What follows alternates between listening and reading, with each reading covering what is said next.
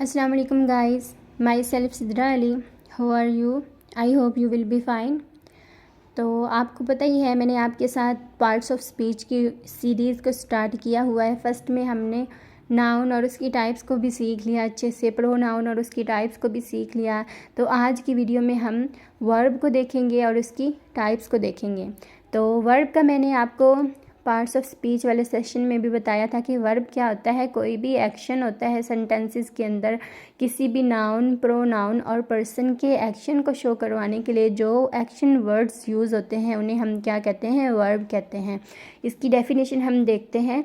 A verb is a word which express an action of a noun, that is it tells something about a person, place और thing. यानी कि किसी भी noun, person, place और thing के action को show करवाने के लिए जो एक्शन वर्ड्स यूज़ होते हैं उन्हें हम क्या कहते हैं? वर्ब कहते हैं। जैसे कि वी लर्न ग्रामर। अब लर्न हमारा क्या है? एक्शन है, तो इसे हम क्या कहेंगे? वर्ब कहेंगे। आई गो टू स्कूल, गो भी इसमें हमारा क्या है? एक्शन वर्ड है, तो ये हमारा क्या है? वर्ब है। सम टाइम हम देखते हैं कि जो वर्ब है वो जस्ट सेंटेंस में एक्शन को ही शो नहीं करता, बल्कि वो क्या करता है कि सेंटेंसेस में स्टेट को भी शो करता है। जैसा कि हम एग्जांपल देखते हैं, she is sleeping, he feel sad. अब इन एग्जांपल में हम देखते हैं कोई भी एक्शन नहीं हो रहा, जस्ट इसमें हमने उनकी स्टेट बताई है। जैसे कि ही फील सैड, इसमें कोई एक्शन तो नहीं है ना, वो क्या कर रहा है? सैड फील कर रहा है। तो ये हमारा क्या हो जाएगी? हमने उसकी स्टेट बता दी किसी भी प्रोनाउन की। नेक्स्ट हम देखते हैं जो वर्ब होती है या तो फिर मेन होती हैं और ऑक्सिलरी वर्ब होती हैं। मेन की आगे टू टाइप्स होती हैं, ट्रांजिटिव और इंट्रांजिटिव। जबकि जो ऑक्सिलरी वर्ब होती हैं, जिन्हें हम हेल्पिंग वर्ब भी कहते हैं, एडिशनल वर्ब भी कहते हैं, उसकी भी आगे क्या है? टू टाइप्स हैं, एक तो प्राइमरी और एक मॉडल। जो प्राइमरी है उसकी आगे थ्री कैटेगरीज हैं, बी, डू और हैव। बी में इज, एम, आर आ जाएगा, डू में डू, डिड, डज आ जाएगा और हैव में हैव, हैज़ और हैड आ जाएगा। इसी तरह जो मॉडल वर्ब होती है वो कैन, कुड, शैल वगैरह, ये सारी हमारी किस में आ जाएंगी? मॉडल्स में आ जाएंगी। अब ये जो हेल्पिंग वर्ब होती हैं, जो मेन वर्ब होती हैं, इनके विदाउट मेन वर्ब तो कोई भी सेंटेंस जो है वो कंप्लीट नहीं होता।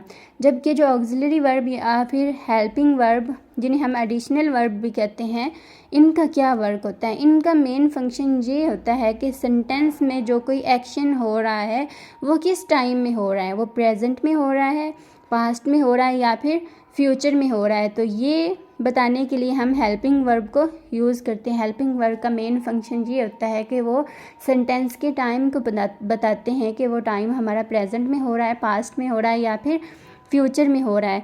अगर तो सेंटेंसेस में is, am, are, do, does, has और हैव का यूज़ होगा तो हम देखेंगे कि वो वाले वर्ड्स हमारे, वो वाले सेंटेंसेस जो हैं वो प्रेजेंट में होंगे।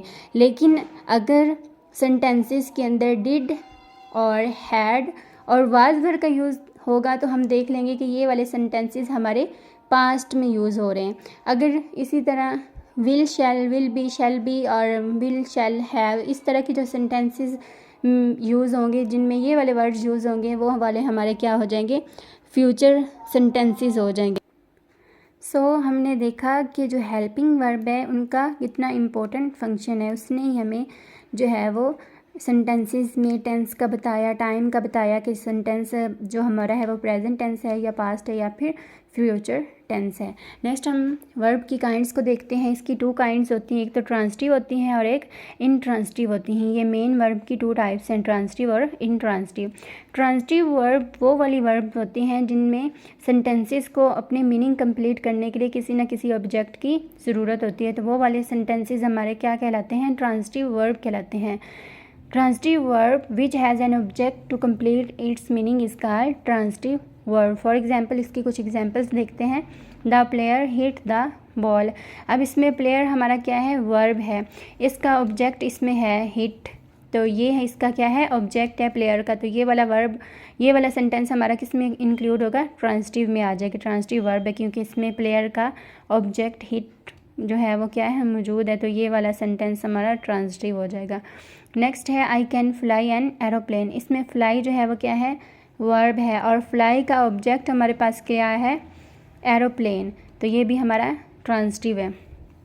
नेक्स्ट क्या है, आई हैव ईटन आइसक्रीम। अब ईटन हमारा क्या है, वर्ब, वर्ब का ऑब्जेक्ट हमारे पास है आइसक्रीम, तो ये भी क्या है, ट्रांजिटिव है।